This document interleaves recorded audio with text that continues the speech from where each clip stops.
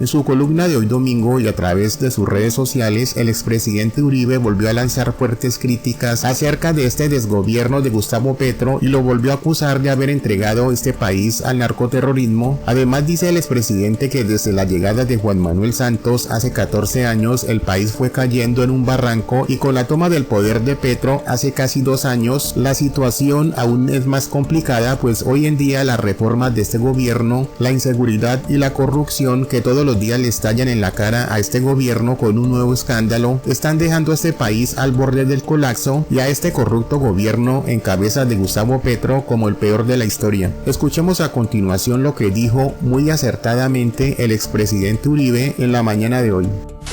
Colombia, de 2010 a la fecha, estoy acusado.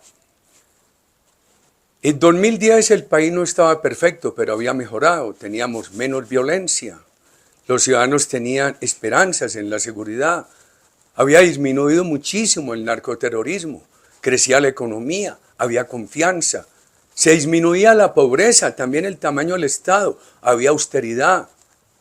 Por primera vez aparecían unas señales de mejoramiento del coeficiente Gini de distribución del ingreso.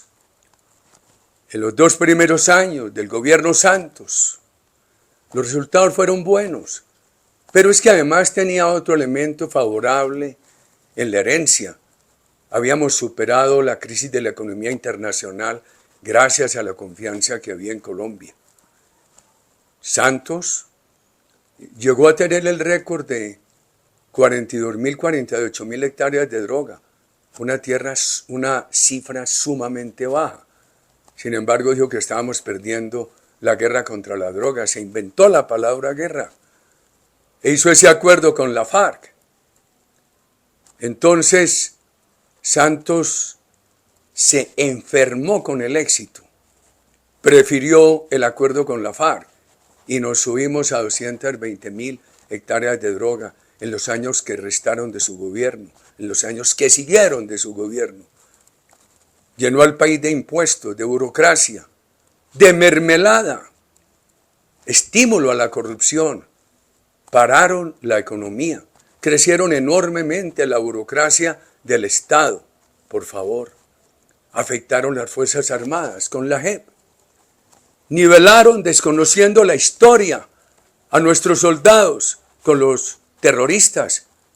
Por favor, un soldado que va a la JEP a reconocer un delito tiene que reconocer lo que no estaba en su deber ser, a diferencia del guerrillero que si reconoce un delito en la JEP, reconoce lo que debía hacer. Pero además muchos soldados están obligados a reconocer delitos aún no cometidos para gozar de la libertad y no someterse a una condena de 10, 15 o 20 años. Hoy, en esta Colombia de hoy, la economía va mal, hay desconfianza. La situación de Ecopetrol es dramática. Por primera vez el país que había sido el más cumplido en América Latina en el pago de la deuda está en riesgo de incumplir el pago de deuda. Las políticas sociales no son sostenibles. ¿Por qué? Porque están afectando a la empresa privada que es la fuente de su financiación. La reforma de salud y la reforma de pensiones, como todas las reformas, están forzando la aprobación en un Congreso que tiene ilegitimidad porque muchos de esos congresistas que hoy apoyan esas reformas están sobornados y todavía hay impunidad. Ojalá una acción popular ordenara parar ese debate, porque al país no le pueden hacer el daño de aprobar unas reformas inconvenientes, sin consensos, a través del voto de congresistas sobornados. Por favor, esas reformas van a ahuyentar la posibilidad de que Colombia tenga participación del sector privado en la salud, de que Colombia tenga participación del sector privado en la administración de pensiones. Nos van a llevar a que en el mediano plazo este país quede sin reservas para las pensiones. Y en la reforma laboral lo que hace es crear pánico a la posibilidad de tener nuevos empleos. Y veamos orden público. Los comerciantes en toda Colombia dicen, nos están extorsionando. Los tenderos también. Los finqueros también. Esto ocurre en todas las regiones. Los venteros ambulantes también.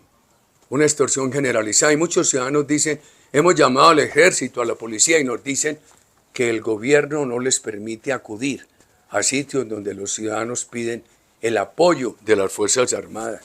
Eso no es excepcional. Y el presidente amenaza con un nuevo estallido social si no le aprueban estas reformas a través de un Congreso con ilegitimidad por el soborno a muchos congresistas. Y esto va a coincidir con la parte de foros populares del ELN. Todos coinciden. El gobierno quejoso por las reformas. Esos diálogos de convocatoria popular del ELN. Las armas del ELN. El estallido social al que invita el presidente de la República. Y además la prohibición de que las Fuerzas Armadas actúen para frenar la violencia. Las Fuerzas Armadas de Colombia no han estado al servicio de caudillos, han estado al servicio de la Constitución. Nunca han sido beneficiarias de impunidad. Las Fuerzas Armadas de Colombia han sido profesionales. Lo que no entendió Santos, que las igualó con el narcoterrorismo en la JEP, asociándolas o comparándolas, igualándolas con ejércitos de otros países de la región que estuvieron al servicio de dictadores. Nuestras Fuerzas Armadas tienen un deber por encima de todo, que es la protección de la ciudadanía, la protección del Estado y de su elemento más importante, que es la ciudadanía. Nosotros no tenemos para protegernos sino la Constitución, la justicia y las Fuerzas Armadas. Evitemos esa convocatoria a la constituyente. Ahora con diferentes motivos. Un día por apreciaciones del gobierno, otro día invocando que la ordena el Acuerdo de La Habana, el acuerdo ilegítimo de La Habana, el Acuerdo de La Habana derrotado en el plebiscito. Entonces dicen que hay que convocar a una constituyente. Cualquiera sea la motivación para convocarla, no tiene sino un camino, que es cumplir con las reglamentaciones que trae la propia Constitución. A diferencia de la anterior, que no traía la figura de la constituyente, y ni los techos de ahora, porque la Constitución actual no permite que los estados de excepción alteren los textos constitucionales. Ya tuvimos un mal ejemplo.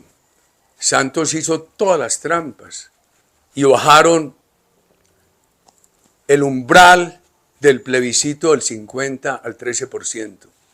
Hay que llamar la atención sobre los colombianos para que pensemos los caminos para evitar esta violencia, para que las Fuerzas Armadas cumplan el deber constitucional de proteger a todos los ciudadanos de acuerdo con las normas constitucionales. Difíciles momentos, pero tenemos que enfrentarlos pensando y actuando.